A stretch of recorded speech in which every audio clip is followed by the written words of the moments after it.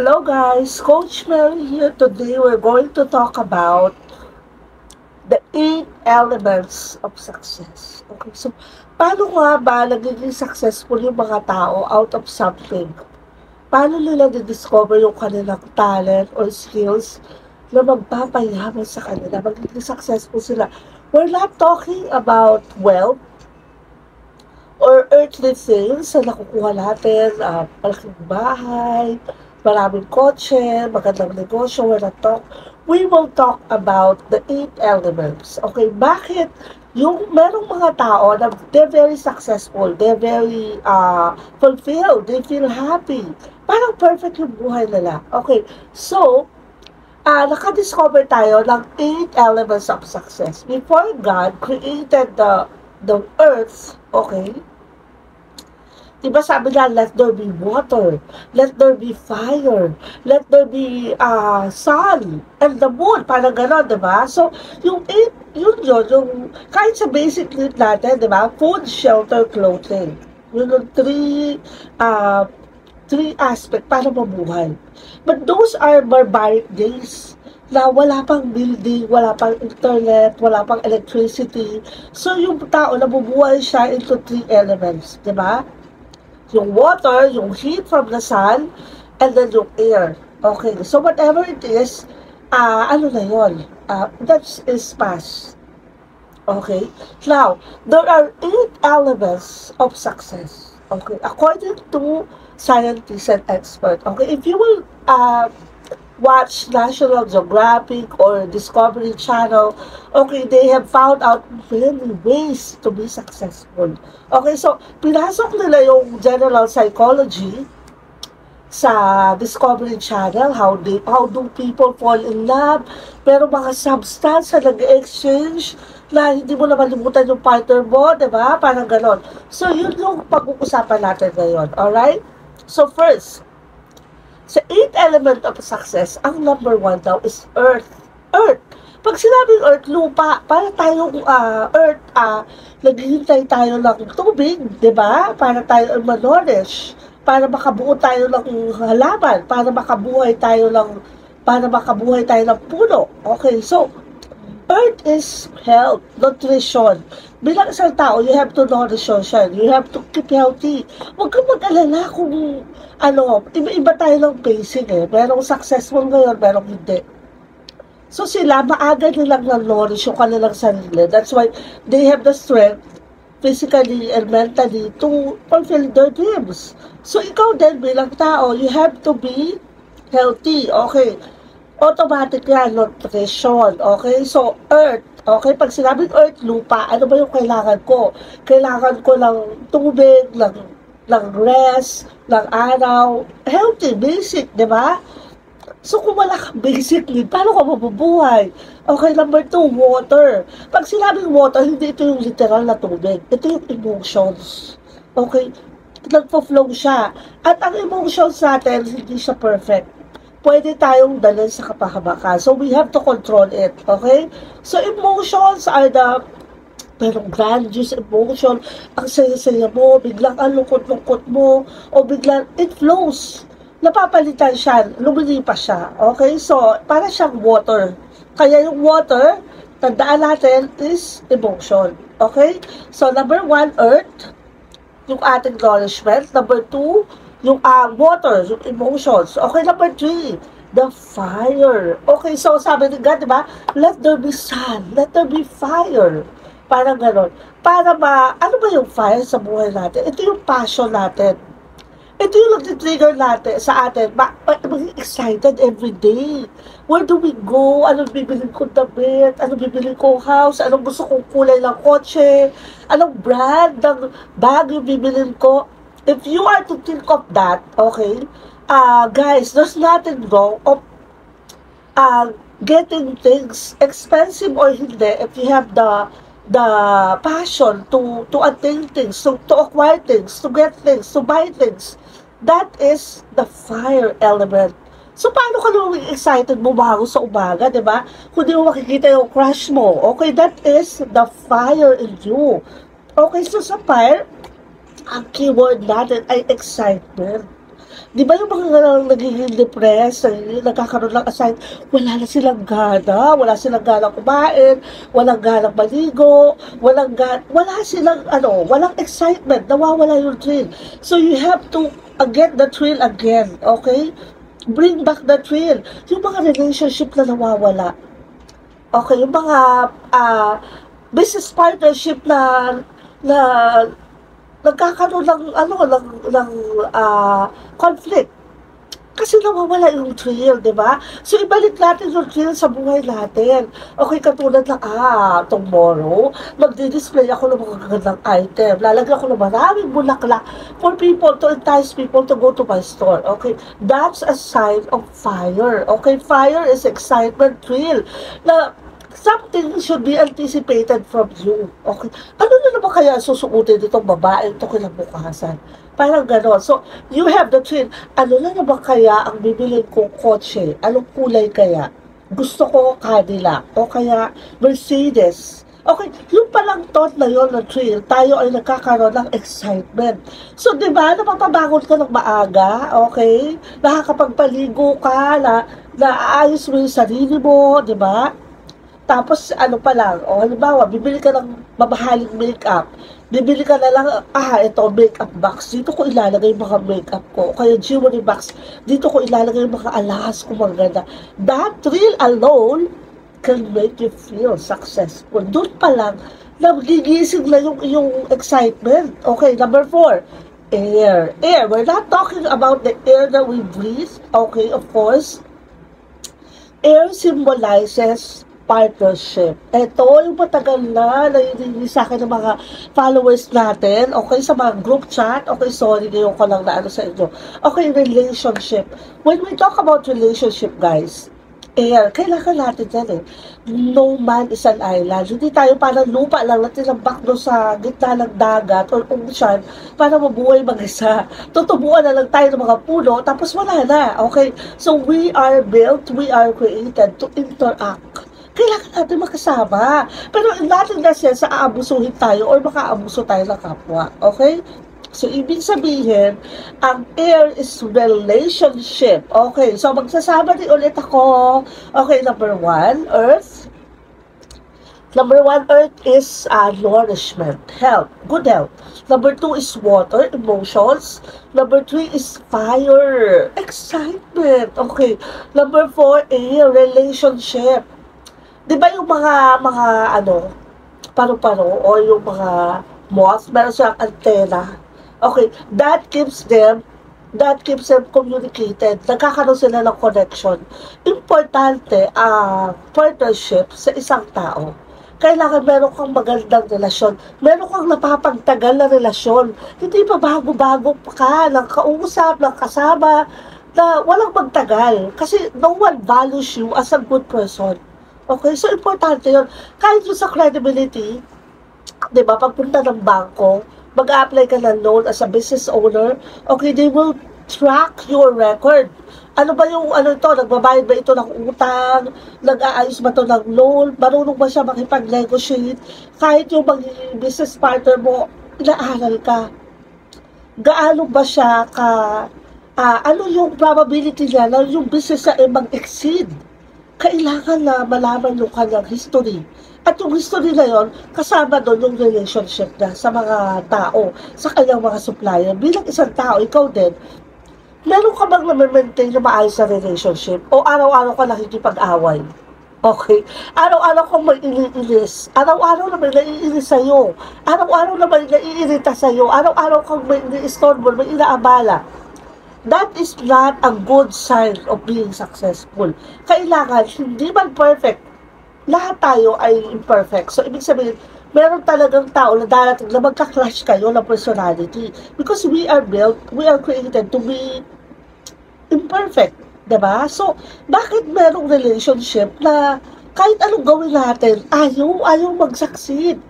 Okay? So, ibig sabihin, pag hindi para sa'yo, pag hindi tugma, okay, sabi nila, pag hindi tugma, let it go. Okay, let it go. And then say no. kailangan diyan darating yung ethics natin sa pakikipagkapwa-tao. Okay, I will have that on another vlog. Now, as a life coach, okay, relationship shouldn't be perfect. Parating, meron siyang, love and hate relationship. Okay? So, hindi parati kayong magkasundo. Hindi parati kayo nag-aaway. Okay? So, pag sobrang bait ng partner mo at saka oo lang ng oo sa'yo yan, baka nagbobolahan na lang kayo. Di ba? So, baka naman pinapasakay ka lang dyan, nag-iisip na siya kung paano siya aalisin. Nakakainis naman to, walang kalatoy-latoy. Parang gano'n, di ba? So, kailangan timbangin mo, okay? It takes two to tango. If you are able to retain a good relationship with good people, that's very good for you. That's a sign of success. Okay, ang number 5 natin, ang wood element. Ang wood element pertains to growth. Meron ka bang paglago bilang isang tao? Baka naman nandiyan ka lang sa upuan mo, wala na nangyayari sa buhay. You have to move. Moving around doesn't mean you're not growing, ha? Or you're growing. Hindi po busy ka, nag-grow ka, hindi yon. Ang sinasabi natin growth is yung meron kang bagong kaalaman, meron kang bagong endeavor, okay? Meron kang bagong interest, okay? Nakikita ng tao sa'yo na nag-grow ka, nag-upgrade, nag-level up. Diba? Kaya nga merong mga inggitera, ususera, etusera. That's a sign na ikaw ay nag-grow.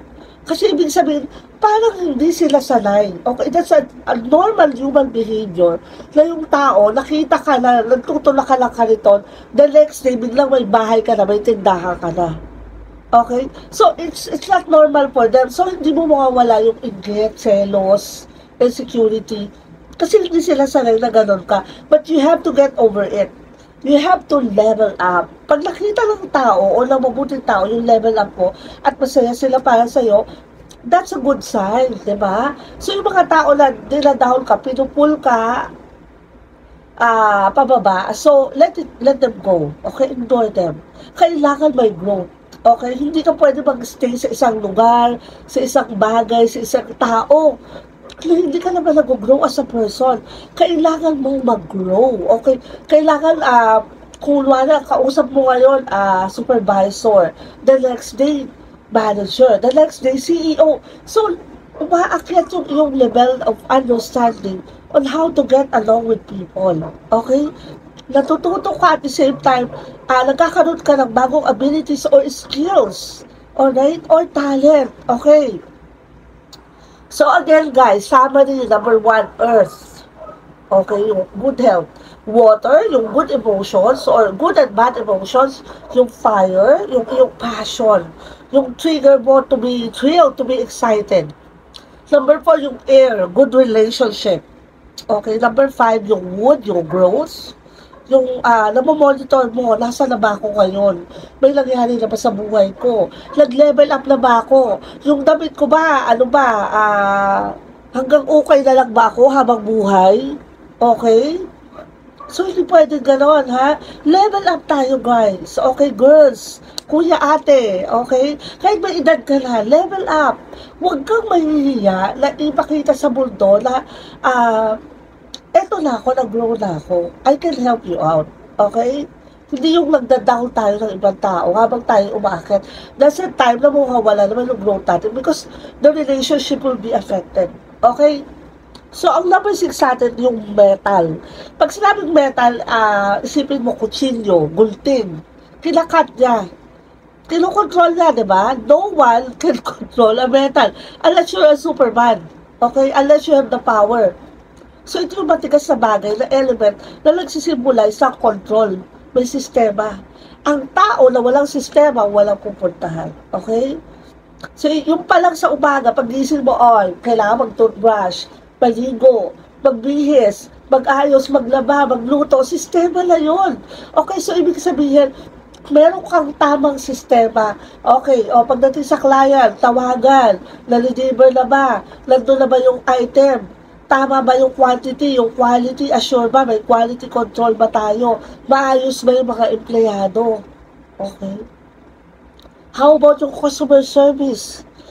Meron kang system may panuntunan. Imagine ha, I will tell you a short story. I have a student who's a CEO from Korea. He was asking me, how do I get to the Philippines without me getting into a horrible paperwork or documentation? Okay, so what I told them, you know what, sir? If you go to Philippines and you want to help people, okay, you have to build or create or establish something like a church. Okay, bakit? Kasi, pag may mga tao na napapasunod ka, may mga tao na may sistema ka, doon pa lang, di ba? Pasilin nyo yung church. Sisimba ka, di ba? Mag-aabuloy ka, aalis ka. Pagbalik ng isang araw, babalik ka ulit. People go there. Why? They have an order. The church is a very sacred order. Parang si God, may secret order siya to not to do bad things. Not to do untoward things. So yung tao, sumusunod siya. Okay, so why build a good company? Why build a good church? Why build a good community? Yung sistema na sinasabi ko, ano ba yung relationship na sa metal element, hindi mo siya pwedeng suwayin. Para siyang batas, okay? May batas ang tao, may batas para sa Diyos. Sa Diyos. Ang Diyos natin may batas siya. If you are not abiding, a law-abiding citizen, hindi, walang walang exempted. Okay? Mayaman, mahirap, sikat, sosyal, pobre. Pag may batas, lahat tayo sumusunod ng ayos.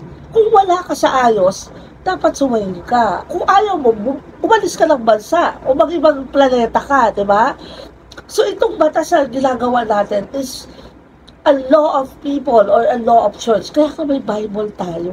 Imagine kung wala tayong Bible, imagine kung wala tayong sistema, ano mangyayari sa buhay natin?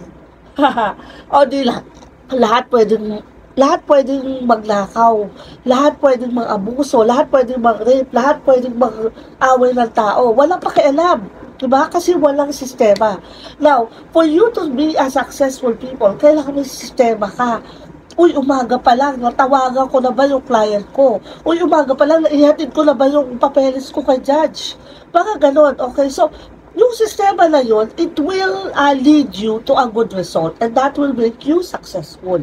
Again, that is the metal element of being successful. The metal element. Okay, so, ibig sabihin ito, ang keyword nito is control. Nakokontrol mo siya. Say no in a nice way. Hindi pwedeng yes ang yes. Kailangan may no. Okay, bakit? That is a sign of self-respect and a good credibility. Okay, katulad na lang, pag sa company, diba? We cannot deliver that to you on the right time kasi mapapangit ang quality dyan. We're creating a good name. Pag nag-deliver kami ng pangit na quality sa inyo, sa oras na gusto ninyo, na madalian, pangit ang quality, masisira ang pangalan ko. Diba? As a entrepreneur.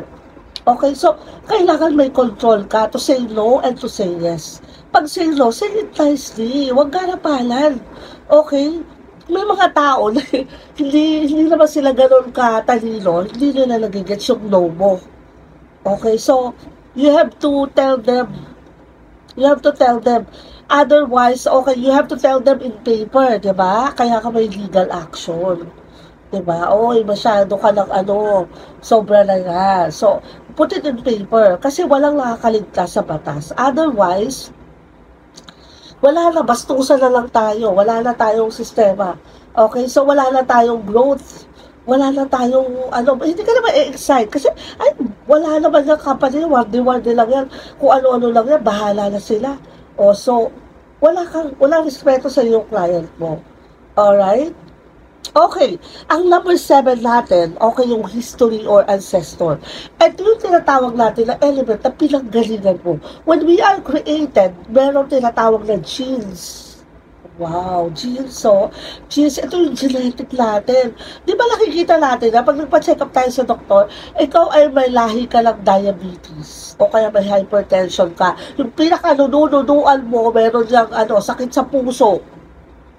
May gano'n. So yun, aaralin mo yun. Bakit siya naging connected sa success ng isang tao? Yung genetics.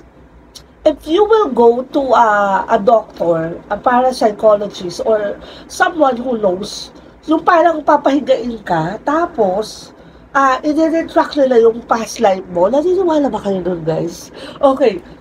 Nung nagpa-retract kami sa China o sa Hong Kong, malapit sa Shen, ang sabi nung isang pinsan namin, okay, yung history daw nung past life ng pamilya namin is a protector of a dynasty king or an empire. Nung unang-unang panahon, siguro mga 1300 BC, parang ganon.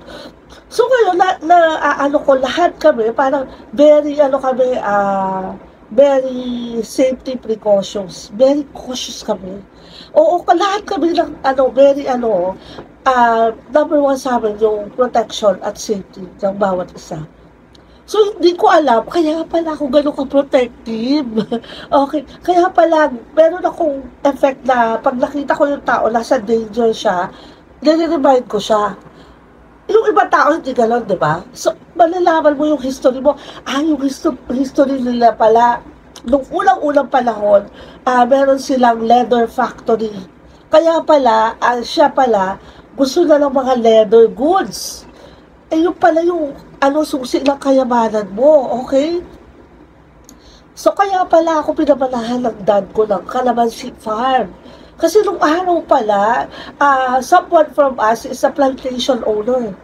Okay? So, na-attract ka dun sa mga bagay because of your genetics. Yung mga lahi sila ng doktor. Diba? So, genetics, that is ancestral factor. Kung paano ko maging successful. Iya pala, line nila businessman. Hindi natin masisisila yung iba, umiiba sila ng direction. So, maaari hindi nila nakuha yung genes na yun, or maaari, konti lang yung genes o genetic na nakuha nila. Don't force them. Okay? Don't force them into that field. Okay? So, somehow, yung history, aalamin mo. Kasi, alamin mo yung mga pinagmula ng family mo. Alam mo nyo ba, nalalaman ko sa isang magazine, okay, sa tita ko rin na nagsabi, one of the sign na yumayaman ka is, bumabalik ka sa roots mo, yung pinanggalingan mo, yung mga lolo mo, yung mga lola mo, inaalam mo sila, inaano mo yung mga lahi nyo, hanong-hanong pala ganun. So, yung mga historian, di ba, they love to dig things from the past. Why? Past is connected to your future. That also, one of the biggest factor towards your riches. Okay? So, like ako, yung lola ko, to tell you guys, so personally, I have a lola who is the sister of my lola. Okay, paano ko masabihin yun? Yung mami ng mama ko, may kapatid. Ang nag-alaga sa mami ko, is a businesswoman who owns a very big, okay, hindi naman sa pag-urema, it's a very big textile company. Okay, nakakilabot, diba? So yan, lagi siya, pero baka tela. Tapos kinuha yung mama ko, tapos, ang dami-dami niyang damit. Oh my gosh. So imagine that. Yung damit na yun, sabi ng mama ko, ano ba yan? Lagi siya busy. Hindi niya ako nakausap. Nandun siya sa telahan niya. Puro tela, puro damit. Nung araw yun siguro mga 1940s. So, ako, ko ngayon, bakit ako mahilig sa mga damit, sa mga tela, sa mga fashion. History pala yan. Nakukuha mo yung genetics ng lola mo. So, yung lola mo, mahilig sa farm, mahilig sa mga kalabaw, that is something that will contribute to your success. Okay? So, alam niyo naman guys, pag vlog ako, talagang punong-puno ng information. Okay, so, yun lang yun. Okay, now, let's go forward. Okay, history. Okay, ulitin ko ulit number 1, Earth, which is your health. Water, which is your emotions. Fire, which is your passion or trigger to excitement. Air, which is your good relationship. Wood, which is your growth.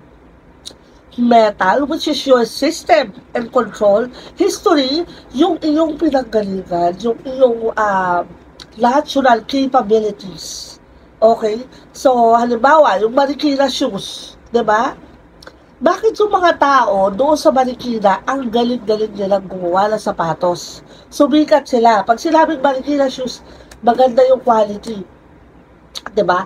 So, bakit yun naging, parang isang naging, ano siya, naging culture siya, na yung lugar na yun, puro sapatos. They're very good on that. So, that also is connected with the history.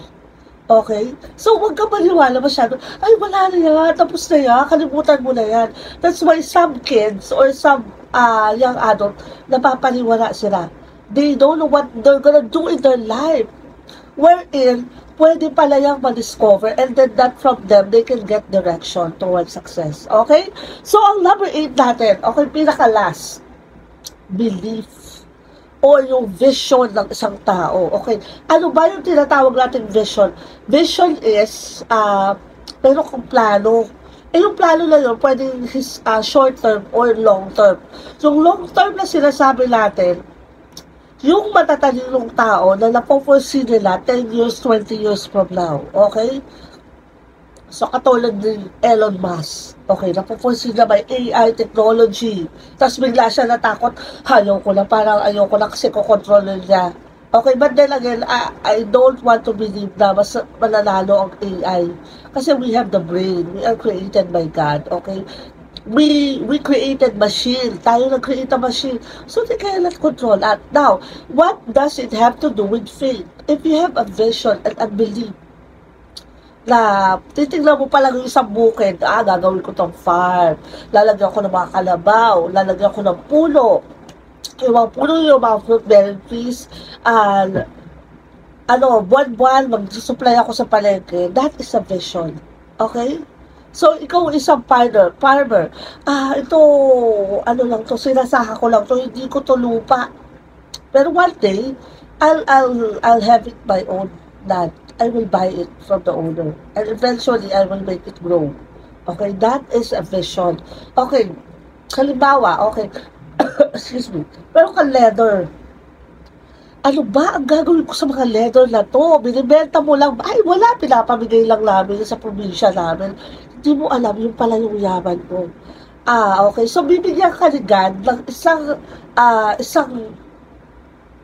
yung mga resources. Minsan ayaw mo, minsan gusto mo. Okay. Nakakaano yun, di ba?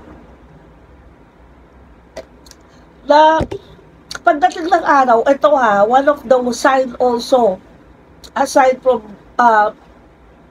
digging up your history towards riches is that, okay, ito na guys, may vision ka doon sa gagawin mo. Okay, pero nagkakaroon ka ng vision, bigla kang nagbe-bake sa bahay, pag tanda mo, ayaw mo lang magtrabaho.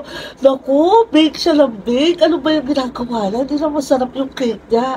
Pero yun pala is a vision. Vision, eventually, nag-practice siyang mag-bake, natuto siyang gumaling siya, and dumami yung restaurant niya because of baking. And of course, that is also connected with the history. Maybe yung lola niya, pinamalahan siya ng special recipe. Okay? So, guys, don't be afraid to talk to your elders. Importante yan. Lagi ko sinasabi sa kanila, one of the signs ng matatalinong tao, they talk to people na maraming experience. Okay? Yung Gen Z ngayon, they're very, very open-minded. Okay? Hindi sila basta nakikipag-away. Observe ka lang nila. That's good today. You know why? Because yung natin, mental health awareness natin is very open siya sa sino man. Because of the social awareness na nakikita natin sa social media. So, pulutin lang natin yung mga ganda, yung mga ayaw natin, natin. Now, kung sa tingin natin mali, huwag kang matakot na pahapyaw na bunahin yung mali. Hindi mo, natin sa sarili bunahin, i-remind mo lang. Baka yung tao mapapahamak na, hindi pa nila alam. Okay? So, ganun lang yun. Okay, this is your life coach, behavior therapist, and also a fashion blogger. An entrepreneur, Coach Mary. Stay beautiful, everyone. Bye.